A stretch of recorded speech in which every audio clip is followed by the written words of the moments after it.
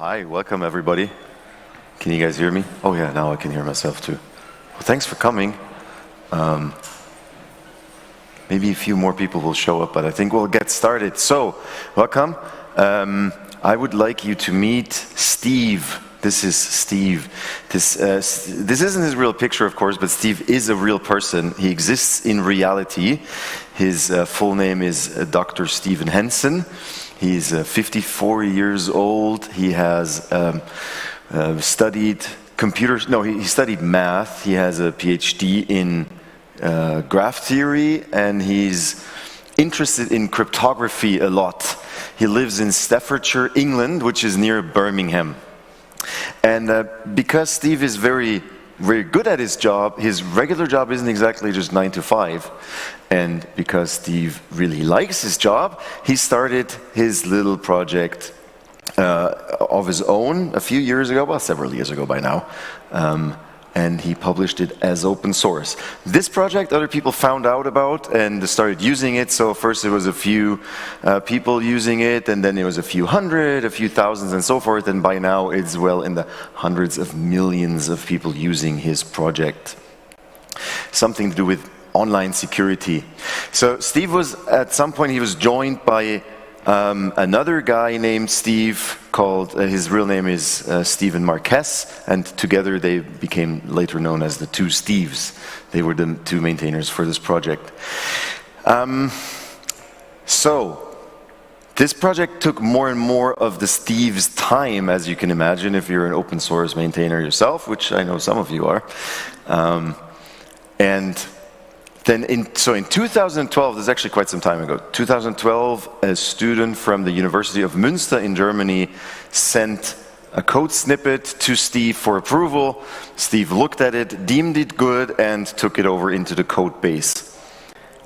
Only 2 years later, it was found out that through this code snippet, a very big problem was introduced into the code base.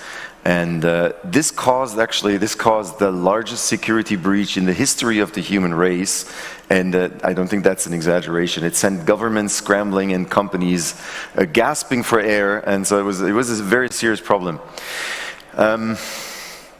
This bug, you probably have heard of it, was in the OpenSSL library, and it became later known as the Heartbleed Bug. You probably have heard of it. So this is quite some time ago, but it wasn't a nice time for the two Steves. It was only then that the people started to look into who actually is the maintainer, who are the maintainers for this project. Before, it was just there and taken for granted, and then they looked like, who are these people? And it led to funny headlines like this here: the internet is being protected by two guys named Steve. But I mean, it was head on, right? It was the truth. And when this problem happened, it was actually not a fun time for the two Steves, because they got a lot of blame. Some people said, you guys are idiots, how could you overlook this? You guys are spies, either for the NSA or for the Russians. And you guys should have been more careful, and what the hell is wrong with you? Yeah, and people didn't realize they're not getting any money for this. You know, this is not their job, it's their spare time activity. You know, the student from Münster, people also found out who that guy was, and he also got a pretty big shitstorm. And again, you're an idiot, you did it on purpose, you're a Russian spy, you're an NSA spy, all of these things, right? So I guess it wasn't a very pretty time for the Steves and this guy. You've all seen this picture, I'm sure. It's just, sorry for using it again, but it just depicts the situation so nicely. Situation in software engineering, you know, one block builds upon the other, and then you end up in a situation like this, where if you take this little piece away, it all comes crashing down, and we're going to spend a long time reassembling civilization from the rubble. Yeah, and this happened again, right? Obviously, this is not that long ago. You probably remember this. Well, obviously, everybody remembers this. The situation for this one was very similar to the OpenSSL and the Heartbleed Bug problem. This library is maintained by three guys. and they don't have the same first name. That's pretty much the difference. They also do this just as a side job, and yeah, they're not named Steve. They're called Ralph, Matt, and Gary. And Ralph Gores, who's the project lead for Log4j, he does this as a side activity on top of his full-time job. Unless that has changed in the last few months, I'm not 100% sure. So, what can we do? Some people said, let's abandon open source altogether. I told you so, it's not secure. Well, good, I don't think we have to talk about this here. But some people said, well, every company should have a central governing body that decides whether a certain library is secure and we can use it or not. Okay, I would say it's a possibility. I would not recommend to have a central governing body. I mean, imagine how expensive that would be in one company and then do the calculation across the board for all of industry. It certainly pays off to check what kind of libraries you're using, sure, but maybe not through a central governing body. It's an idea though, but I have a few better ideas, I think. So the first one would be contribute to open source. Be active, don't just consume, make contributions as well. And please try to aim for high quality contributions. Don't let this keep you from making first time contributions, right? But be diligent about it. Try to be as careful as possible. Don't just, throw a little snippet there and say, hey, maintainer, you figure out the rest. Just, be nice and be diligent. Now, contributions, the number of contributions was never the problem for the two Steves. At any point in time, they had about 200 contributions lying around waiting for their approval. But so another, maybe even better option would be become a maintainer for an open source project. So it's not just the two Steves that are the bottleneck, but maybe 3 or 4 people. Yeah. Now, it's a lot of work. And obviously, not everybody of us has the time to be a maintainer for every open source project they like. But, maybe one. If you engage a lot with that community for a particular project, maybe that's good for you. Be a maintainer. You don't have to be a full-time maintainer either, right?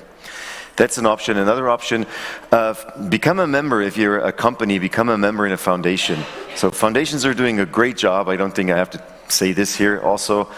So we at Mercedes, for example, we are members of the Linux Foundation, strategic members of the Eclipse Foundation, Cloud Native, and a few others. So I think foundations are doing a great job for open source. And here's another suggestion.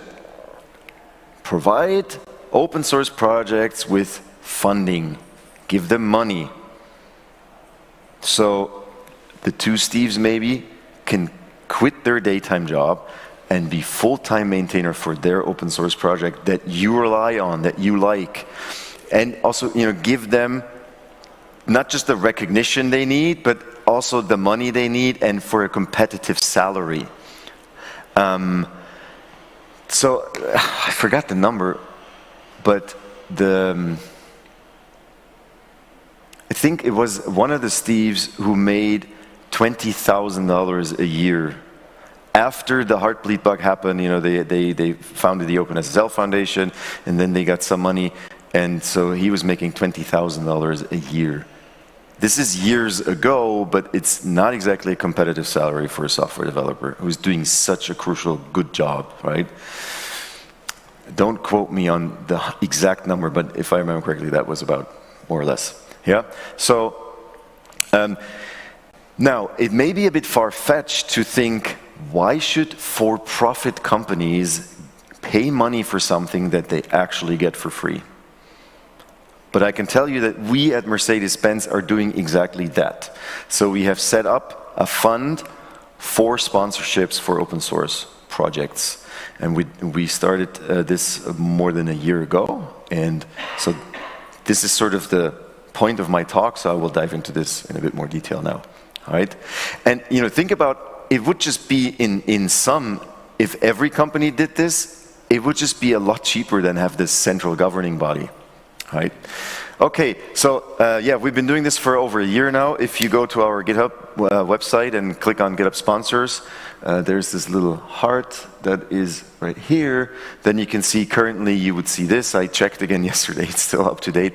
We're currently sponsoring 34 organizations and developers.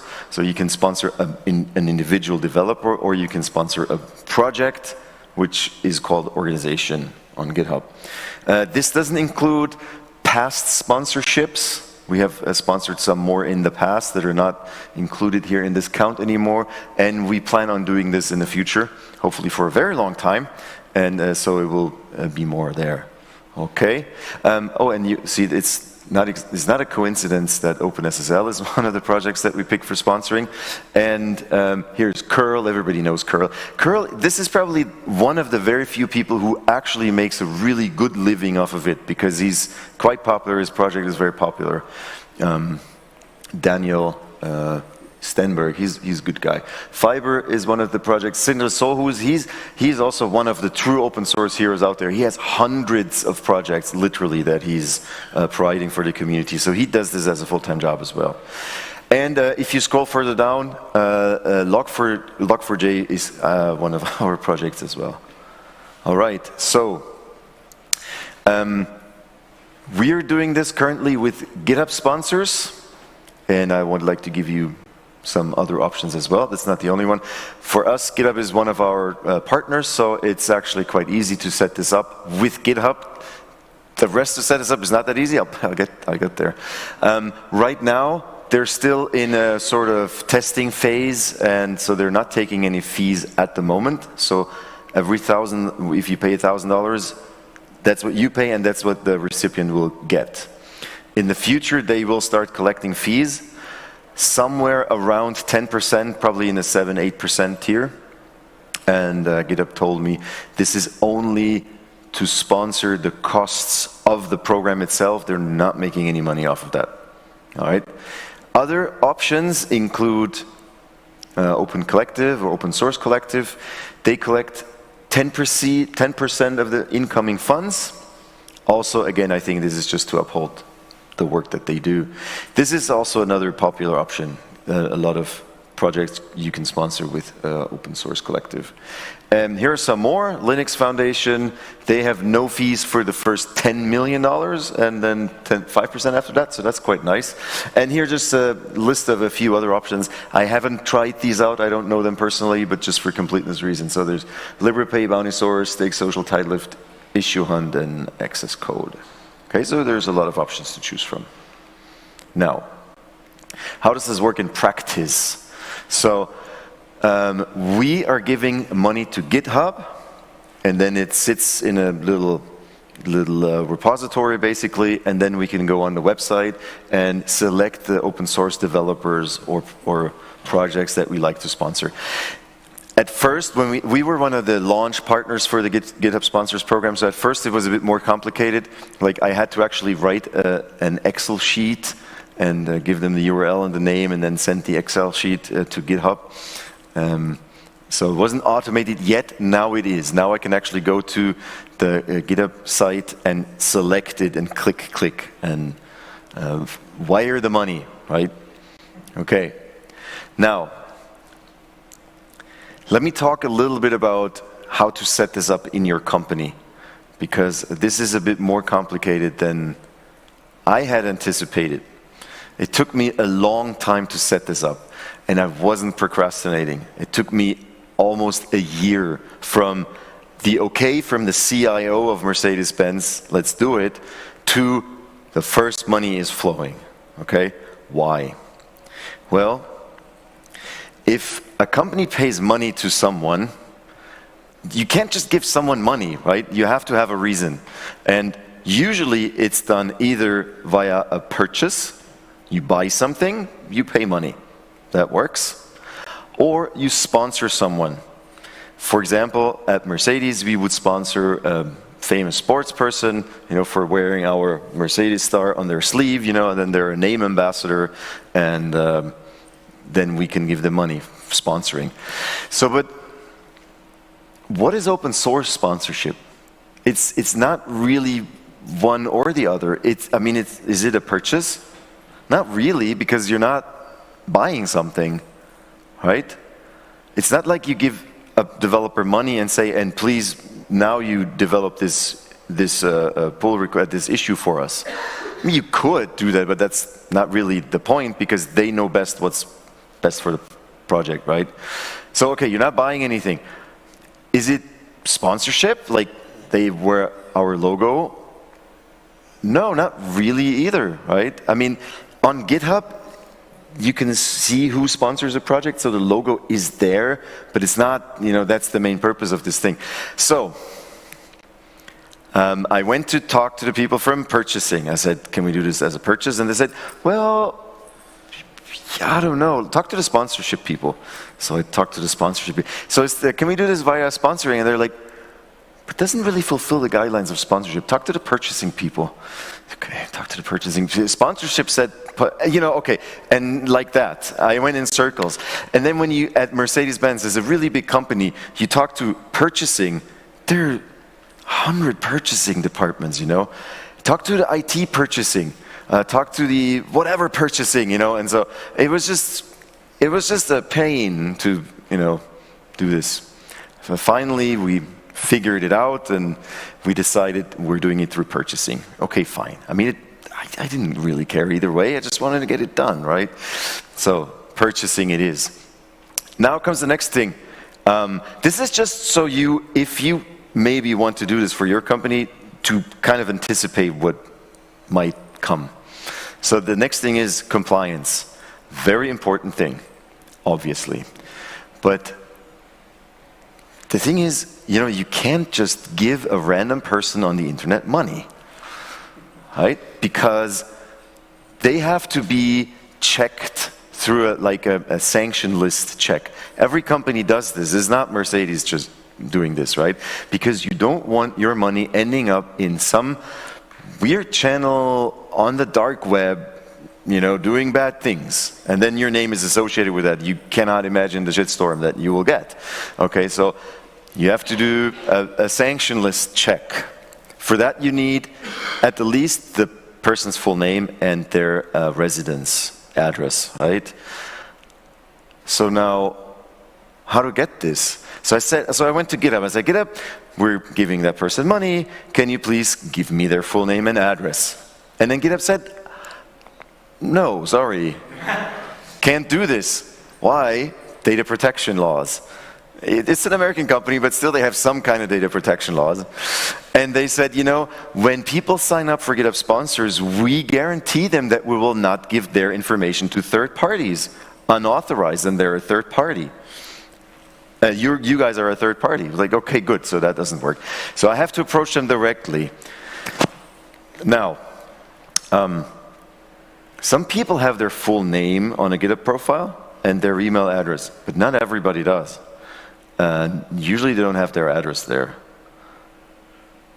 If they don't have, so some people I could approach with their email address that was on their profile. Some people didn't have that there, so I had to hunt them down some other way. Some of them I found on LinkedIn. Some I just put an issue. Hey, can you please contact me? Some people, you know, it's in the commit message, but not necessarily. Okay, so the various ways. And so finally I had people's emails addresses. And then I told them, okay guys, I would like to give you money. Can you please send me your address of residence? So all of a sudden, I was that guy sending people emails, hey, get free money on the internet, I just need your information. And I was like, but you can trust me, yeah? Okay, so that was a bit weird. It actually worked out, because I guess maybe, you know, I put my full, profile and the address coming from Mercedes-Benz, you know, maybe that was trustworthy in the end. In the end, people did reply and saw that it was good, but it was a weird situation. Free money, just trust me. Okay, so it worked out in the end, but it was actually a really complicated process, right? We have now decided to make this a bit easier, because GitHub, they do the same sanction list checks on their end, because they also have zero interest in their name being associated with dark web illegal activities. And Stripe is the payment provider that GitHub uses. They do the same thing.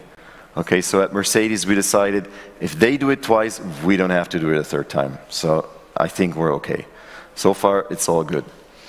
All right, so again, as I said, just expect some interesting discussions in your company.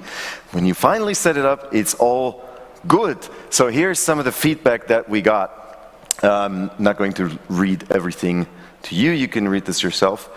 But if you look, the feedback is very good.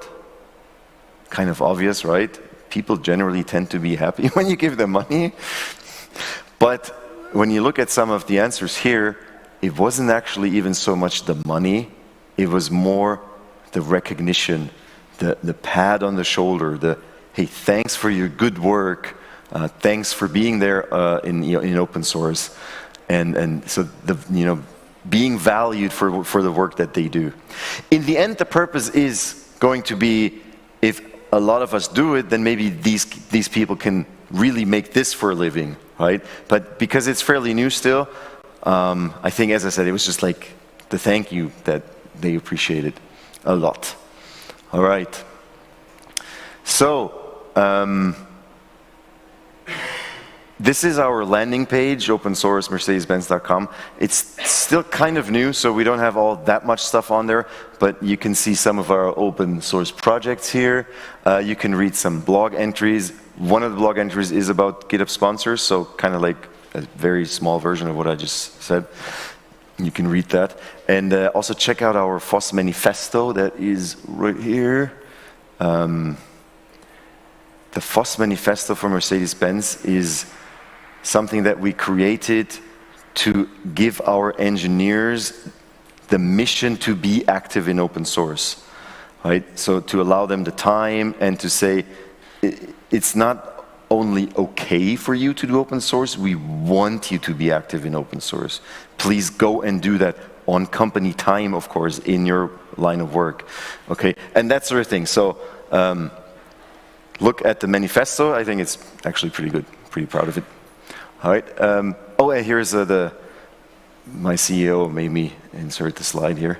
It's so we're hiring. If you're, yeah, I know everybody's hiring, but we're a very cool company.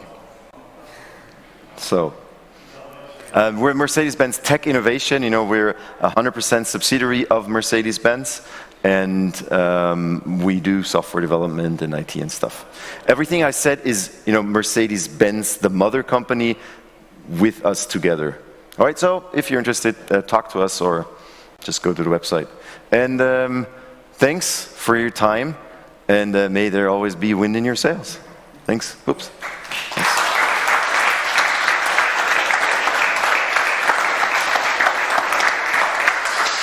So we have a bit of time for questions. If you have any, then you do.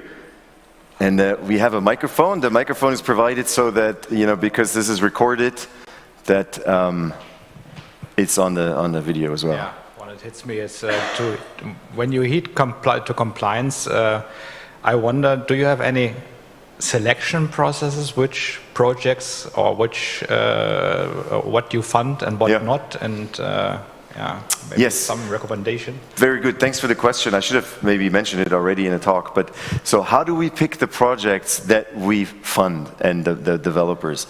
So what we do is we ask our developer community. So we publish an article in the social internet and make a lot of fuss about it. And then we say, hey, developers, please tell us which projects you think we should fund and sponsor. Okay, and then we do this for a few weeks, we wait, and then we collect the responses.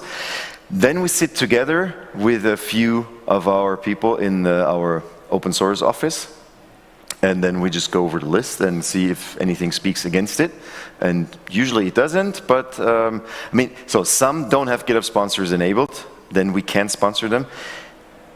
I want to include Open Source Collective soon in the future, but because this whole thing was a bit of a process, I haven't done that yet. But I want to do that because some projects can be sponsored in Open Source Collective, not yet on GitHub sponsors.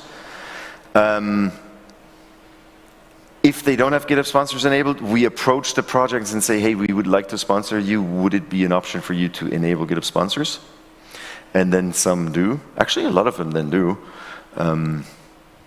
Which, by the way, so one of the projects we approached like this, and they said, okay, we'll do it. Then we gave them money. And just a couple months or so later, they came to us again and said, hey, Mercedes, thanks a lot for asking us to set up the GitHub sponsors profile. Since you asked us and since we set it up, 20 more sponsorships came in from other people. So that was actually, yeah, that was like, okay, that's good. GitHub's going to love to hear that. I mean, I told them already, you know, but so that was good. Sorry, I deviated a bit. So we ask our developers, we rank the project sort of. Some, you know, if it's coming from a company, you know, some open source projects are from another big company, then usually they can't accept the money. So then we don't sponsor them. Plus, I mean, it would be kind of weird, Mercedes sponsoring Google. I don't think that's... Yeah, so we don't do that. We try to look for, you know, individual developers. It has to be compliant. I haven't found anything that's not compliant for some reason. We also... One important criteria is we want it to be an active project that we use, right? So we look at the community. If it has 5 forks and 1 committer, then yeah. But if it has hundreds or thousands of forks and a lot of committers, a lot of activity, then okay, good. You guys are doing good work. Great. Okay, so a few criteria like that. Okay. All right. Thanks. Any more questions? Carmen. Do you only sponsor using GitHub, or did you have other ways of helping open source projects? Yeah, so right now we're only using GitHub sponsors. We want to add more options in the future, especially so open source collective is also a popular option. I want to add that. I just haven't gotten around to doing it yet. And that would probably be the 2 main ways, I guess. There are these smaller options. I will look into those as well. Yeah. Yeah? Okay, and there was a question over there.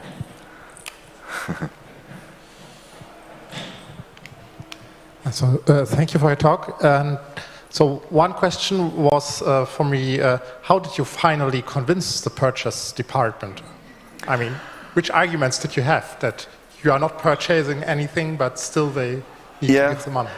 Basically, I told them it has to be done one way or another. And the sponsorship people were maybe more firm on the fact that it's not traditional sponsorship. And then purchasing, I said, you know, we're not really buying something directly, but we are making sure that the project will be able to continue to work, and we're using that project a lot, so it does benefit us.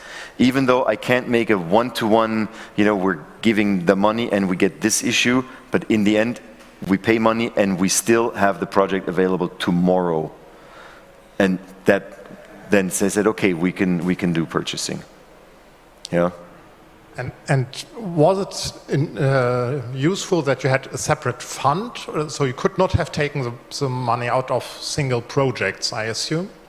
No, we had a dedicated separate fund. So several entities contributed. So we got some money from the IT department, some from research and development, and some from our own entity, and that was put in one pot. Yeah. And that helped? Mm-hmm. Okay. Well, did it help with convincing the purchasing department? No, I don't think that played a role, to be honest. They didn't really care where the money came from. They just kind of assumed you have the money. I was like, yeah. Okay. Right. Thank you. And yeah, that was it was interesting. Any more questions? No.